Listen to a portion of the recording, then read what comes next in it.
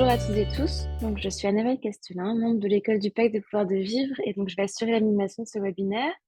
Donc, comme l'a dit Amandine, aujourd'hui, on va discuter de la thématique de l'asile et de l'immigration, sujet prégnant en Europe et dans le cadre de ces élections.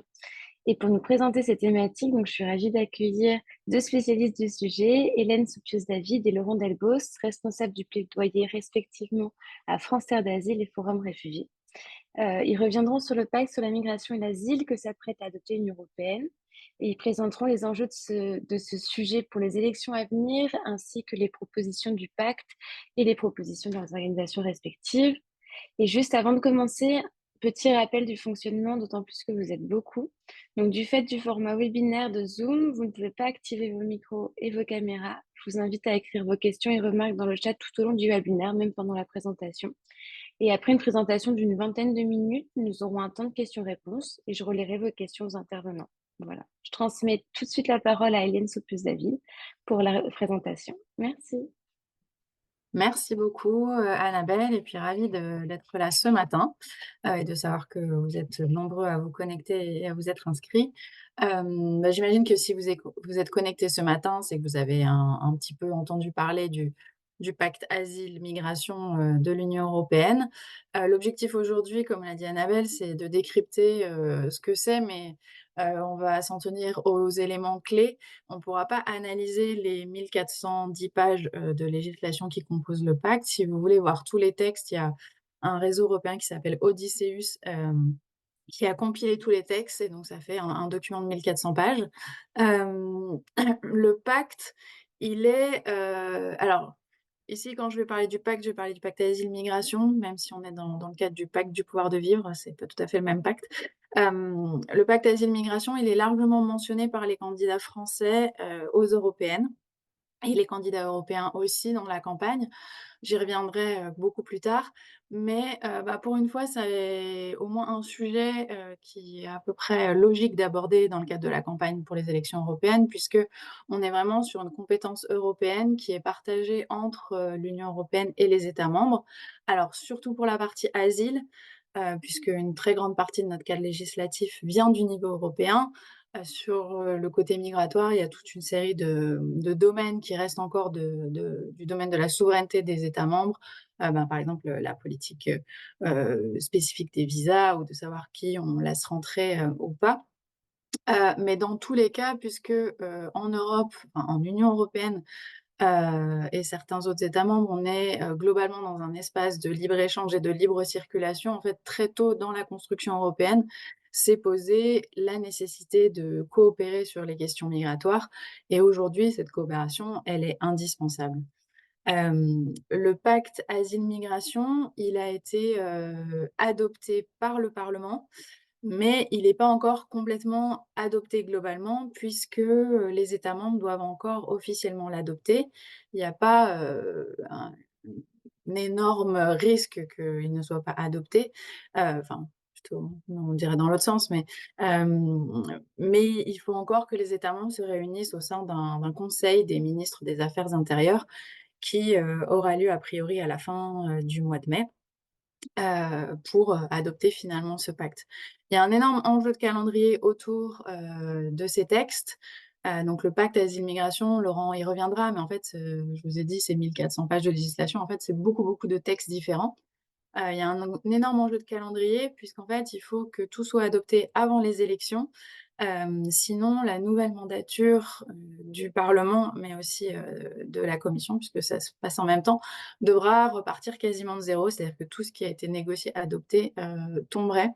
Or cela fait déjà 4 ans qu'en fait les textes actuellement discutés sont sur la table.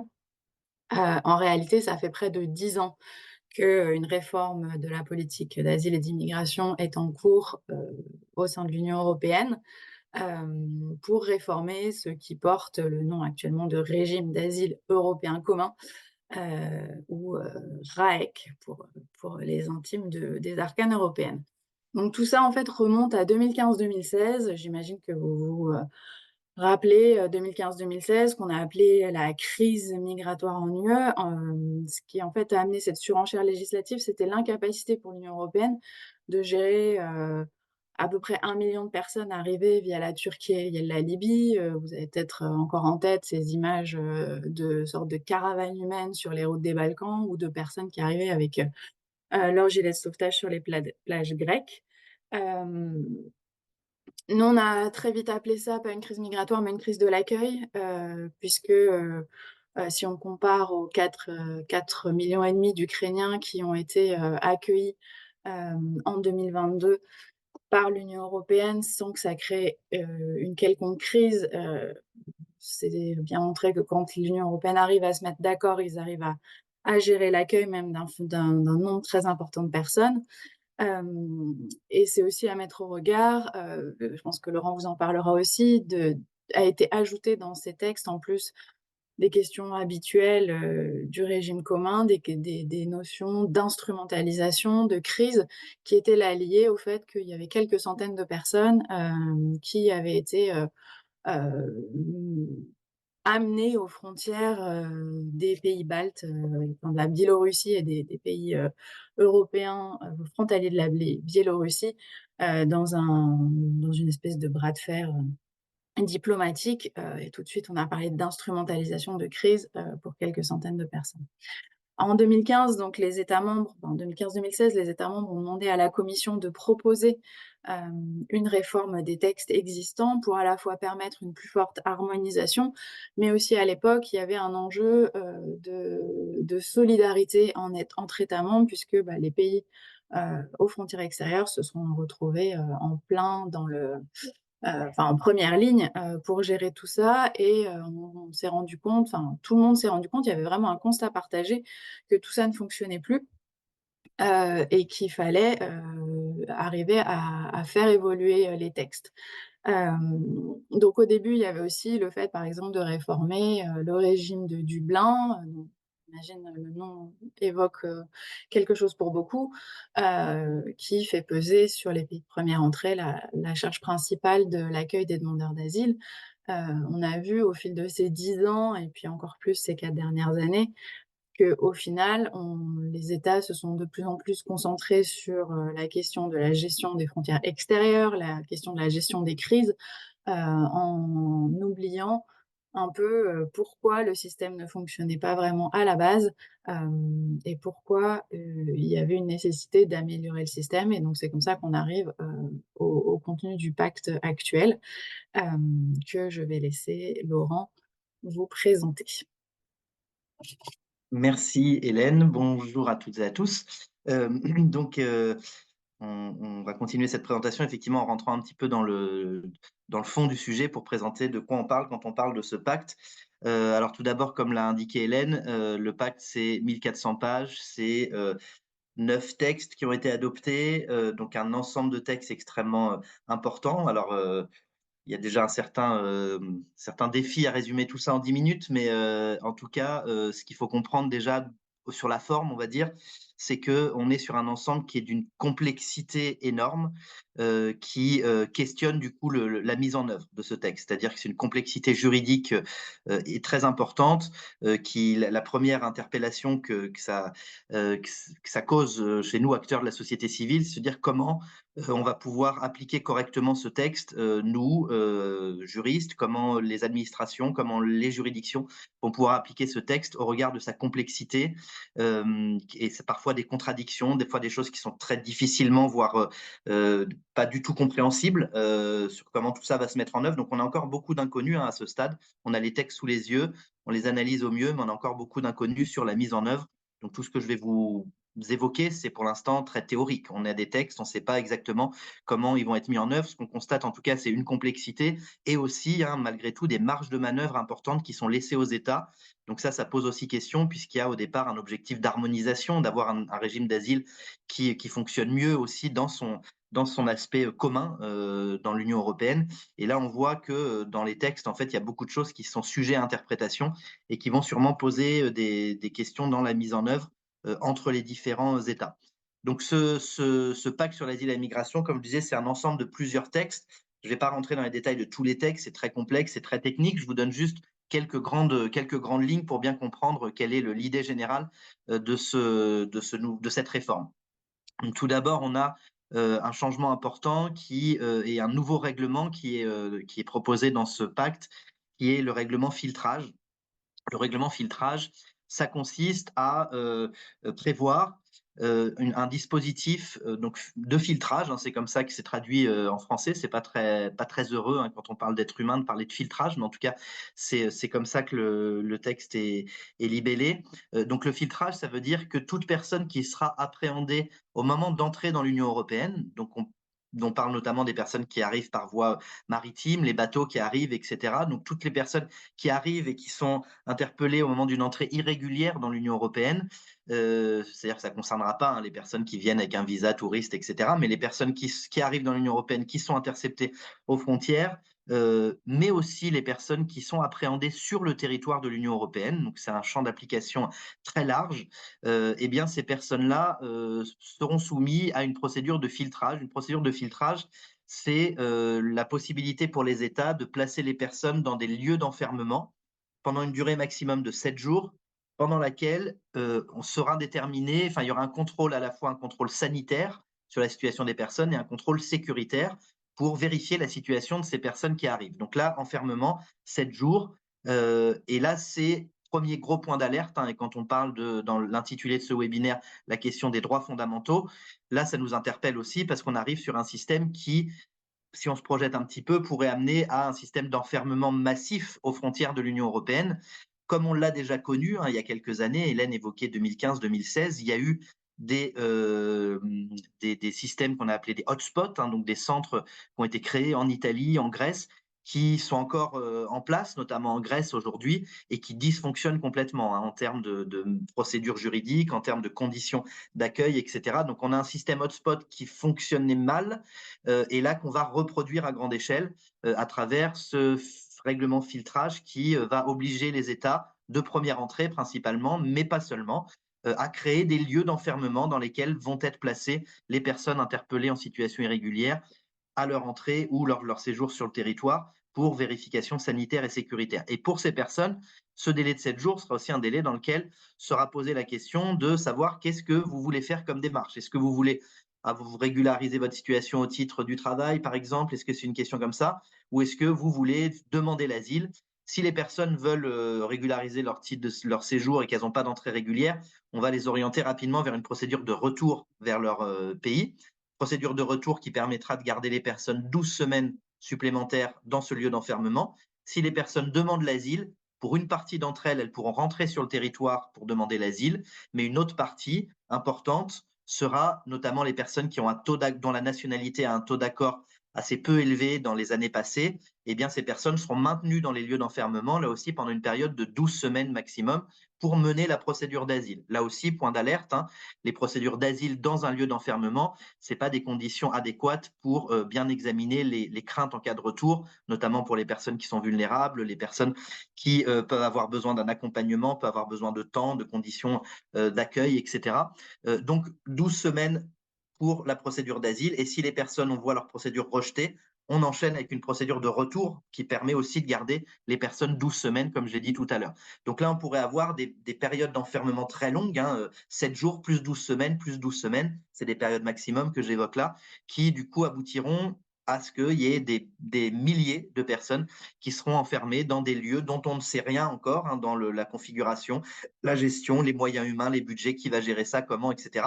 En tout cas, dans le texte, il y a cette idée-là de l'Union européenne qui veut mieux contrôler, mieux filtrer et enfermer les personnes qui arrivent et qui sont appréhendées, avec des garanties procédurales réduites. Hein. On a dit la première atteinte aux droits fondamentaux, c'est l'enfermement, qui peut être justifié, hein, évidemment. Il n'y a pas une interdiction absolue pour les États d'enfermer, mais là, la question se pose de la proportionnalité hein, du dispositif. Et puis, quand je dis des garanties procédurales réduites, c'est aussi des dispositifs d'accompagnement, de contrôle des droits fondamentaux, etc., qui sont limités, des délais de recours qui sont limités, parfois inexistants sur certaines démarches dans ces lieux. Donc, un dispositif assez inquiétant sur ce filtrage. Sur les personnes qui arrivent, donc ça, c'est le règlement filtrage combiné à un autre règlement qu'on appelle le règlement procédure. Ce règlement procédure qui introduit aussi d'autres changements.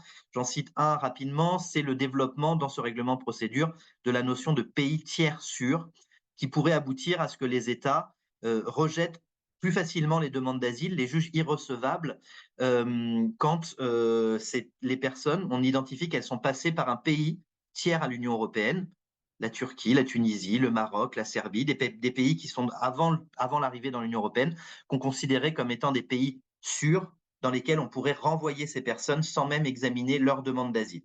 Et on pourrait juger leur demande irrecevable sur le fondement de cette notion de pays tiers sûr, dont on verra encore, hein, c'est une inconnue, comment les États se saisiront de ça, mais le pacte et ce règlement de procédure donnent plus de marge de manœuvre aux États pour ça, en élargissant la notion, en la rendant plus facilement utilisable par les États. Les demandeurs d'asile aussi dans l'Union européenne hein, sont aujourd'hui soumis à un dispositif de prise d'empreinte à travers un règlement qui s'appelle le règlement Eurodac. Ce règlement est aussi modifié dans le pacte sur la migration et l'asile avec plusieurs changements dans le nombre de fichiers qui sont sollicités, dans l'interconnexion entre les fichiers, mais aussi avec un changement important et assez marquant, c'est que la prise d'empreinte, qui jusqu'ici n'était possible que pour les personnes de plus de 14 ans, ce seuil, il est fixé maintenant à 6 ans. Donc, c'est-à-dire que le pacte permettra, à travers ce règlement Eurodac, de prendre les empreintes des enfants, y compris des enfants de 7 ans, 8 ans, etc. Dès que les enfants ont plus de 6 ans, on pourra prendre leurs empreintes. Ce pacte, il vient aussi modifier le système de répartition des personnes dans l'Union européenne. Hélène a évoqué rapidement le règlement Dublin tout à l'heure. Ça, c'est le système qu'on a aujourd'hui hein, depuis un certain nombre d'années, un système de répartition de répartition des responsabilités dans la demande d'asile dans l'Union européenne. Ce règlement Dublin, il est remplacé par un règlement qui s'appelle le règlement gestion, un règlement qui malheureusement ne change pas l'économie générale du règlement Dublin qui consiste à faire peser la responsabilité principalement sur les pays de premier accueil, les pays de première arrivée des demandeurs d'asile qui resteront avec ce règlement principalement responsables du traitement des demandes d'asile. Donc on aura toujours ce mécanisme de renvoi, de transfert de demandeurs d'asile d'un pays à l'autre avec une charge disproportionnée hein, pour les pays de première entrée, l'Italie, la Grèce, la Bulgarie, l'Espagne, dans ce dispositif de répartition. La nouveauté, c'est qu'il y a un aspect plutôt intéressant sur le papier hein, dans ce règlement gestion qui vient aussi organiser une solidarité entre les États, c'est-à-dire qu'à la fois il y a cette question de la répartition, mais aussi cette idée de se dire quand il y a des États qui seront surchargés, qui auront trop de personnes, il faudra organiser une solidarité à travers des mécanismes de relocalisation. Donc là, cette fois-ci, c'est des transferts de demandeurs d'asile depuis les pays de première entrée vers d'autres pays avec tout un tas de critères. Ça, c'est plutôt intéressant, mais la nuance quand même importante, c'est que après les négociations politiques, il y a des États qui ne voulaient pas de cette répartition, et donc il a été organisé une solidarité un peu à la carte avec les États qui pourront, s'ils ne veulent pas prendre de demandeurs d'asile ou de réfugiés, pourront contribuer financièrement, pourront aussi mettre en place, aider les pays dans les procédures de retour et non plus dans l'accueil. Donc voilà, c'est une solidarité à la carte très variable qui finalement est assez atténuée par rapport à ce qu'on pourrait imaginer d'une vraie solidarité européenne dans la répartition des personnes. Et dernier sujet que je voulais aborder sur ce pacte pour que vous compreniez un petit peu l'idée générale, a aussi été adopté un règlement sur la crise et l'instrumentalisation. C'est ce qu'a évoqué Hélène tout à l'heure rapidement. Effectivement, ça, c'est des textes qui sont issus des épisodes qu'on a pu connaître dans l'Union européenne, notamment avec la Biélorussie qui fait venir des personnes pour ensuite les laisser rentrer en Pologne. Enfin voilà, il y a cette idée d'États qui utilisent la question des migrations pour créer des tensions dans l'Union européenne. Hélène l'a dit tout à l'heure, hein, c'était à des toutes petites échelles qui ne nécessitaient pas un changement législatif comme on a pu le voir là. Mais bref, c'est quelque chose qui inquiète les États et sur lequel l'Union européenne s'est dit il faut qu'on puisse avoir un cadre juridique pour répondre à ces situations de crise et d'instrumentalisation. Qu'est-ce que c'est que ce cadre juridique? C'est un cadre qui va permettre aux États en fait de déroger à tout un tas de règles habituelles et d'abaisser en fait le standard de protection pour les personnes en disant si c'est des personnes qui arrivent dans le cadre d'une instrumentalisation, les États pourront allonger la période d'enregistrement, prendre plus de temps pour enregistrer les demandes d'asile, enfermer les personnes plus longtemps. Enfin, en tout cas, il y a des critères qui sont élargis en termes d'enfermement. Et donc, en gros, c'est un abaissement hein, des garanties pour des situations de crise qui sont en fait définie de façon assez large ou assez floue en tout cas, et qui là aussi nous inquiète parce que on pourrait avoir des États qui jugent de façon assez abusive que les migrations qui arrivent sont issues d'une instrumentalisation par des pays tiers, sans que cela soit tout à fait juste ni prouvé. En tout cas, du point de vue des personnes, on a toujours des personnes qui sont en quête de protection sur lesquelles, selon nous, organisation de la société civile, il doit y avoir des garanties procédurales adéquates, des conditions d'accueil adéquates pour que les besoins de protection soient pleinement pris en compte. On ne peut pas se permettre de passer à côté d'un besoin de protection et de renvoyer des personnes vers leurs persécuteurs sous prétexte qu'on imagine qu'il y a des instrumentalisations, qu'il y a une crise, etc. Donc, du point de vue des droits des personnes et des droits fondamentaux, ce règlement crise, c'est aussi un sujet d'inquiétude. Voilà, je m'arrête là. On pourrait parler des heures de ces 1400 pages. Voilà, j'ai juste donné quelques petits éléments clés et je laisse Hélène prendre le relais pour indiquer un petit peu les suites peut-être et les positions du pacte du pouvoir de vivre dans le cadre des élections. Merci beaucoup. On essaye, on est hyper strict sur le timing, parce que, on veut laisser du temps aussi aux questions et aux réponses. Donc c'est vrai que c'est un peu frustrant parce qu'il y a tellement de choses à dire, sur tout ça. Hem, voilà, c'est donc une très brève, vue d'ensemble de ce qu'il y a dans le pacte bah, comme le disait Laurent, enfin, on est encore en train d'étudier et Forum Réfugiés va aussi, publier des décryptages assez précis. Pour ceux que ça intéresse, je pense que ça vaut la peine aussi de rentrer dedans. À savoir quand même, je leur dirai un peu après, mais que les États membres vont avoir, 2 ans pour, mettre en œuvre tout ça. Donc c'est pas, une fois que c'est adopté, immédiatement, on passe de Dublin à un nouveau système. Il va y avoir quand même un temps d'adaptation et de latence, qui nous permettra aussi un peu d'absorber toutes ces nouvelles normes. Comme je vous le disais au début, le pacte migration-asile, il est très présent, dans les discours des candidats, notamment en France. Je vous renvoie vers un article qu'on a publié hier dans notre revue européenne qui s'appelle Vue d'Europe, qui décrypte un peu quelles sont les positions des différents candidats français, en lien avec le pacte. Tous les candidats, français, enfin les têtes de liste, parce qu'ils sont actuellement tous, députés européens, ont voté contre, le pacte, sauf, Valérie Hayé, sachant que tous ont voté, enfin ils ont voté contre, mais pour des raisons très différentes. Côté, socialiste, vert, ils ont voté contre parce que pour eux, le pacte n'a pas répondu aux enjeux de solidarité et va entraîner des violations des droits de l'homme. François-Xavier Bellamy, lui, a seulement voté pour les règlements gestion et crise en considérant que les autres textes n'allaient pas assez loin. Et du côté de Jordan Bardella, il a voté contre parce que pour lui, ce pacte organiserait une submersion migratoire en autorisant les personnes à accéder aux frontières et donc en ne les bloquant pas en amont. Parce que ça, c'est quelque chose qui revient beaucoup dans les discours, le fait que les candidats de droite et d'extrême droite, mettent en avant le fait de pouvoir externaliser les demandes d'asile. Qu'est-ce que ça veut dire externaliser? C'est le fait de pouvoir traiter les demandes d'asile dans un autre pays. C'est ce que l'Italie, est en train, d'essayer de faire avec un accord avec l'Albanie, par exemple. Certaines personnes qui débarqueraient des bateaux, qui normalement auraient dû débarquer en Italie, seraient débarquées en Albanie et leur demande d'asile sera examinée là-bas.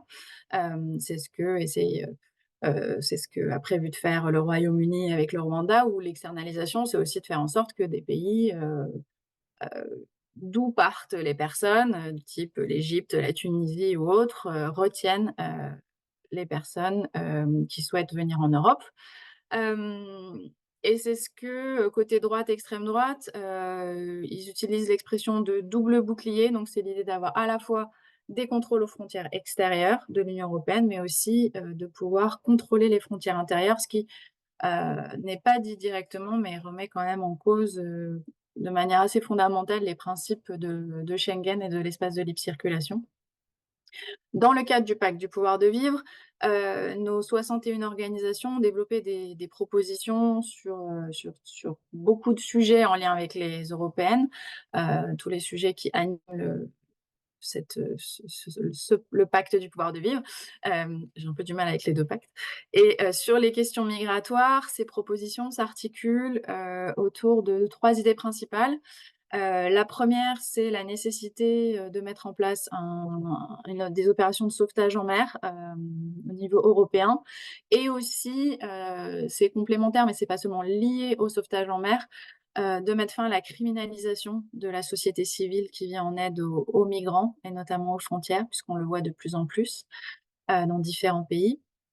C'est aussi, on a voulu rappeler l'importance d'offrir aux personnes réfugiées ce qu'on appelle dans notre jargon des voies légales d'accès à l'Europe via la réinstallation, c'est-à-dire qu'une personne qui est déjà reconnue réfugiée dans un pays qui ne peut pas la protéger suffisamment puisse ensuite être accueillie dans un pays de l'Union européenne.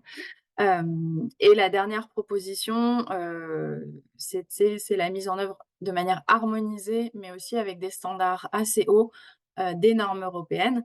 Donc quand on a sorti ce texte, le pacte migration asile n'était pas adopté, mais ça vaut aussi pour ce nouveau pacte.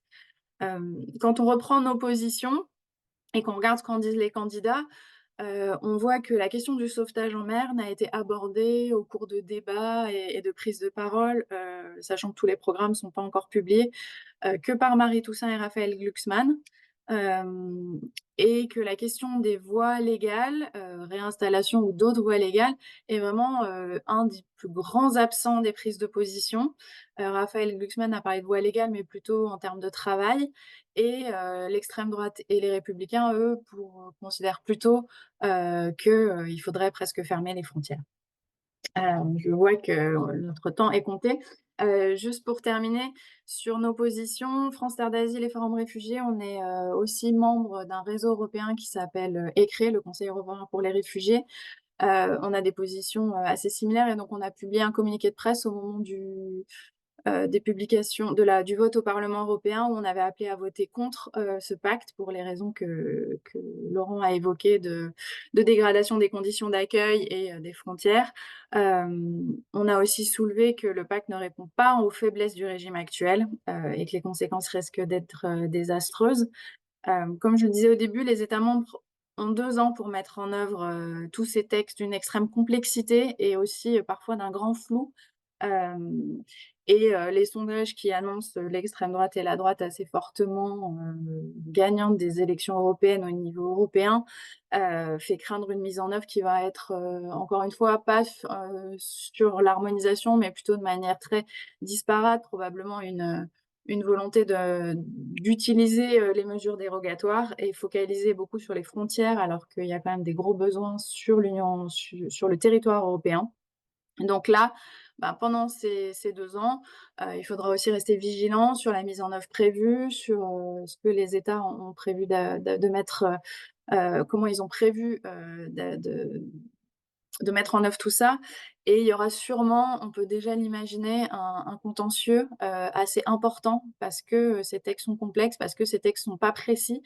Et dans la traduction, la précision se perd encore plus parce que c'est l'objet d'un compromis tellement complexe qu'au final, on se retrouve avec des choses qui ne sont pas du tout claires.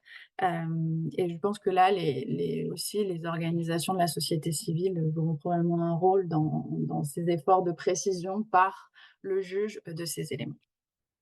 Voilà, j'ai terminé. On peut passer aux questions. Merci beaucoup pour la présentation. Effectivement, donc désolée de vous avoir pressé un petit peu avec le temps, c'est pour qu'on puisse passer aux questions et ça reste un vaste sujet. Du coup, je vous invite à poser toutes vos questions aussi sur le chat et nous en avons déjà que j'allais vous soumettre.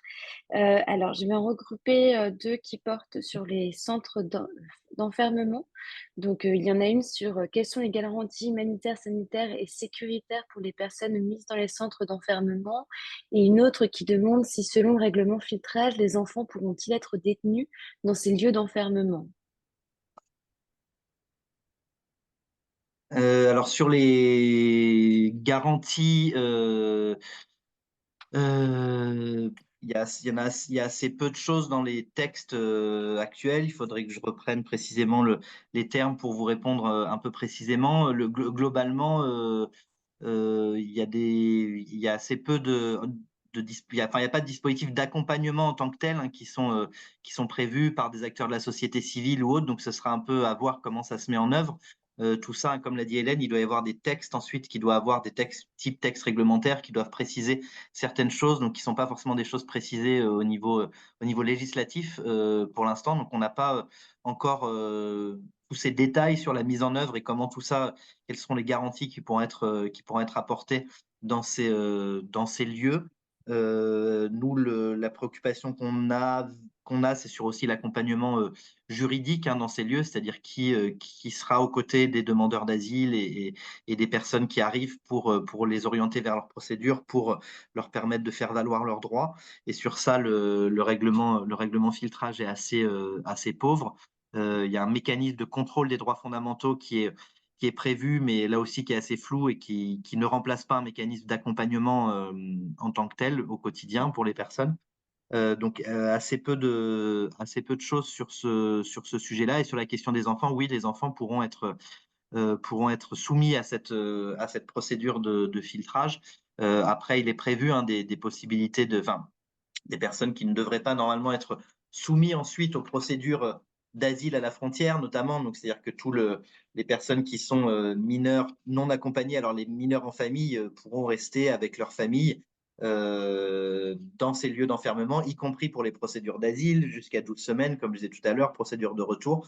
Il pourrait y avoir des familles dans ces lieux d'enfermement. Sur les mineurs non accompagnés, donc les enfants qui arrivent seuls, il y a le principe, ce serait que les personnes ne seraient pas soumises aux procédures frontières ensuite, mais ça pose tout un tas de questions sur l'identification de ces vulnérabilités, y compris sur la question de l'évaluation de l'âge, hein, c'est-à-dire comment on procède dans un lieu fermé, dans un temps aussi court, pour apprécier ces situations dont on sait qu'elles sont particulièrement complexes. Enfin, la question de l'évaluation de l'âge, c'est une question aujourd'hui complexe sur le territoire déjà, et donc le faire ça dans des lieux d'enfermement, c'est pas simple. Donc se posera la question malgré tout de comment on identifie qu'une personne est mineure et donc doit avoir des dérogations par rapport à cette vulnérabilité qui est identifiée. Merci. Alors, nous avons une deuxième question. Certains éléments du pacte sont-ils incohérents ou pour le moins contestables vis-à-vis du droit international en matière d'asile? Je laisse Euh, répondre, Hélène. ouais, Et non, bah, si vous... Pardon, juste il y a aussi une question sur la précision d'harmonisation des normes européennes. Alors, c'est un peu des sujets différents, mais si vous souhaitez revenir un peu sur les deux. bah, en fait, sur le droit international, ça dépendra beaucoup, je pense, des choix de mise en œuvre, parce que, bah, encore une fois, on n'a pas eu le temps d'analyser en détail, mais il y a quand même il y a toujours une vigilance de faire en sorte que ce qui est prévu semble rentrer de manière globale dans le droit international avec des garanties, enfin, voilà, on le disait, avec certaines garanties procédurales. Euh, Après, c'est toujours les problématiques, c'est plutôt qu'une fois que c'est mis en œuvre, on le voit déjà dans les centres aux frontières type hotspot, que bah, l'accès, par exemple, à un recours effectif n'est pas forcément garanti tel que le prévoit la jurisprudence de la Cour européenne des droits de l'homme, que le droit à accéder à l'asile, si enfin, on va être dans des procédures à la frontière extrêmement rapides. Euh, et donc, est-ce qu'il y a eu un accès effectif à l'asile? C'est pour ça que je disais qu'il y aura sûrement aussi beaucoup de contentieux, à la fois sur comment c'est mis en œuvre, mais même les choix qui seront faits sur Alors, c'est pas forcément une transposition parce qu'on est sur des règlements qui sont d'application directe, mais en tout cas, comment les États membres interprètent ces textes et les mettre en œuvre. Et en termes d'harmonisation, ben, c'est ce que je disais, c'est que l'idée, c'est d'avoir des procédures plus, en passant notamment par des règlements qui s'appliquent directement, au lieu d'avoir des directives qui doivent être transposées en droit national, c'est que les règles soient les mêmes pour tout le monde.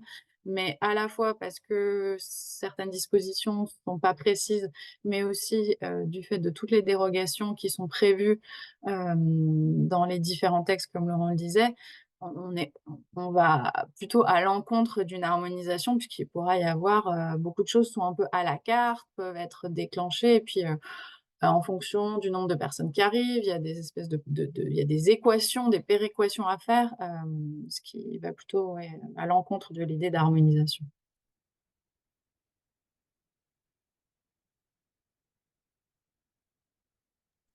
Le micro n'est pas mis, Annabelle. Ouais. Désolée. Il y avait une personne qui demandait s'il y avait des choses positives dans ce pacte, enfin, s'il y avait en tout cas des mesures à retenir de ces 1400 pages et qui allaient dans le bon sens, j'imagine. Bah, c'est difficile. Enfin, globalement, c'est quand même un recul, hein, sur tous les sujets. On peut quand même noter parmi les règlements qui ont été adoptés, et c'était un petit peu une surprise quand même malgré tout, un règlement sur la réinstallation. Alors la réinstallation, c'est la possibilité pour les États d'accueillir par voie légale des personnes qui sont en attente, qui sont réfugiées dans des pays de premier asile. Par exemple, des Syriens qui sont en Jordanie, qui sont au Liban, enfin voilà, ça peut être des personnes de RDC qui sont au Tchad, enfin voilà, des personnes qui ont fui leur pays et qui sont dans un pays proche souvent du pays qu'ils ont fui et sur lequel il y a la possibilité, c'est quelque chose qui existe déjà aujourd'hui, qui se met en œuvre, la réinstallation, la possibilité pour les États d'aller sélectionner, chercher ces personnes pour les faire venir par voie légale, leur éviter le parcours migratoire dangereux et long, coûteux, etc. Donc ça, la réinstallation, ça existe déjà, mais aujourd'hui, il n'y a pas de cadre juridique au niveau européen pour la réinstallation. Et le pacte vient instaurer un règlement qui vient encadrer un petit peu la question de la réinstallation à l'échelle de l'Union européenne. Donc c'est une avancée qui reste timide quand même malgré tout, hein, puisque ça n'impose rien aux États, ça reste un mécanisme qui restera volontaire. Les États pourront s'engager ou pas pour réinstaller des personnes. Mais en tout cas, bon, c'est un petit point positif à citer dans ce paysage s'il fallait en citer un. Je ne sais pas si Hélène, tu en as d'autres en tête, Bah, mais on a quand même beaucoup critiqué parce qu'on est très loin de ce qu'on aurait aimé, mais il faut quand même reconnaître, par exemple, que le fait que la solidarité soit inclus dans le règlement qui remplace le règlement Dublin, donc qui s'appelle le règlement gestion ou RAM en acronyme anglais, même si on est très loin d'une vraie solidarité, le fait que ce soit mis dans des normes, je pense qu'on peut le considérer comme une petite amélioration. Puis je voyais dans les questions, puisque je suis sur le règlement Dublin, donc en fait le règlement Dublin va être remplacé par ce règlement gestion, mais on reste sur quasiment les mêmes critères de première entrée, ça renforce même d'ailleurs la prééminence du critère de première entrée par rapport à Dublin. Mais en gros, ce qui était le plus gros enjeu, c'était de réformer Dublin, qui fonctionne absolument pas. On reste quasiment sur le même système avec des petits ajustements sur les systèmes de notification, de transfert, et puis une extension des délais. Par contre, pendant lequel les personnes pourront être maintenues, devront être renvoyées dans le pays de première entrée. Donc on ne sera plus sur les 6-18 mois. Et il y avait également une question par rapport à ce que vous disiez, sur est-ce qu'il est envisagé d'établir une liste européenne de pays tiers sûrs dans le règlement procédure. alors oui, c'est l'idée, hein, telle qu'elle est mentionnée dans le règlement de procédure. Après, est-ce que l'Union européenne y arrivera, c'est autre chose. Mais en tout cas, dans le règlement procédure, hein, il est explicitement indiqué que la désignation des pays tiers sûrs à l'échelle de l'Union européenne doit permettre d'atténuer les divergences entre les États. Et il est indiqué que les États garderont le droit d'appliquer ou d'introduire dans la législation une désignation nationale de pays autres que ceux désignés à l'échelle de l'Union européenne. Donc il y a quelque chose d'un peu ambigu. Enfin, on sent l'Union européenne qui cherche à harmoniser, et en même temps les États sur ces sujets-là qui veulent un peu garder la main. Donc des formulations là dans le règlement de procédure qui sont assez floues. Enfin, j'avoue qu'on ne sait pas exactement ce que ça va donner. C'est toujours un petit peu l'ambition de l'Union européenne d'avoir des choses communes sur ces sujets-là. C'était déjà le cas dans le cadre actuel, hein, dans le règlement de procédure, dans la directive procédure, pardon, telle qu'elle existe aujourd'hui. Il y a déjà ces possibilités d'établir des choses à l'échelle de l'Union européenne, mais l'Union européenne qui peine à faire des choses à ce niveau-là. Je cite au passage, hein, sur cette question des pays tiers sûrs, il y a déjà eu au niveau français une position du Conseil d'État qui avait été saisie pour avis sur ce sujet-là et qui a indiqué qu'on ne pouvait pas, en droit français, conformément à la Constitution française, parce que la Constitution française protège le droit d'asile en quelque sorte, hein, un droit d'asile qu'on appelle le droit constitutionnel de demander l'asile, qui implique que toute personne en France doit pouvoir demander l'asile et voir sa demande examinée au titre de cette disposition de la Constitution. Et donc, de dire certaines personnes ne verraient pas leur demande examinée parce qu'elles sont passées par un pays tiers sûr, le Conseil d'État a indiqué que c'était a priori, peut-être le Conseil constitutionnel dirait autre chose, je ne sais pas, mais a priori contraire à la Constitution française. Donc, c'est-à-dire que ce concept de pays tiers sûr, on ne pourrait pas, ou en tout cas juridiquement, il y aurait des obstacles à ce qu'on l'applique, hein, nous, en France. Donc, ce qui est plutôt un facteur rassurant, on va dire, en tout cas dans le cadre juridique. On peut dire qu'il y a peut-être des garde-fous au niveau français qui empêcheront que tout ça se développe, mais voilà, j'ai cité quand même ça comme un sujet d'inquiétude parce qu'on sent bien que l'Union européenne pousse pour que tout ça soit appliqué de façon plus générale, plus harmonisée. Donc on verra qu'est-ce que ça donnera. Mais pour l'instant, il y a beaucoup d'inconnus. Et justement, on va prendre une dernière question par rapport à la mise en œuvre en France. Donc, il y a une question qui est, à ce stade, avez-vous une idée plus précise de la position future de la France sur les conditions de mise en œuvre? Donc, Non, notre dernière question. pour l'instant, la France est pas encore très claire. Il y a notamment je voyais une autre question qui parlait de est-ce que les CADA, UDA, CES n'existeraient plus? En fait, pour une très grande partie, le pacte migration-asile n'impactera, enfin, pour les gros changements, n'impacterait pas la France, par exemple. Il y a énormément de choses qui sont sur les procédures aux frontières extérieures de l'Union européenne. Et ce qu'il faut comprendre, c'est qu'en fait, le règlement filtrage, ça ajoute une étape avant le traitement de la demande d'asile. Et pour l'instant, c'est un peu aussi la grosse inconnue sur la France. C'est est-ce que la France choisira, par exemple, il pourrait appliquer certains éléments de procédure aux frontières aux personnes qui seraient interceptées sur le sol français. Mais ça fait partie des dispositions très vagues et on n'a aucune idée pour l'instant si ce serait appliqué. Et donc, même dans les pays de première entrée, il n'y aura pas de disparition des centres d'accueil classiques, puisqu'en fait, d'abord, il y a ce filtrage pour savoir si les gens relèvent ou non de l'asile. Ensuite, ils peuvent faire l'objet d'une procédure à la frontière, mais ils peuvent aussi faire l'objet d'une procédure normale, en fait. Et donc, il y aura toujours les systèmes d'asile aussi nationaux qui seront maintenus. C'est juste qu'on ajoute une sorte de brique avant l'accès aux procédures d'asile.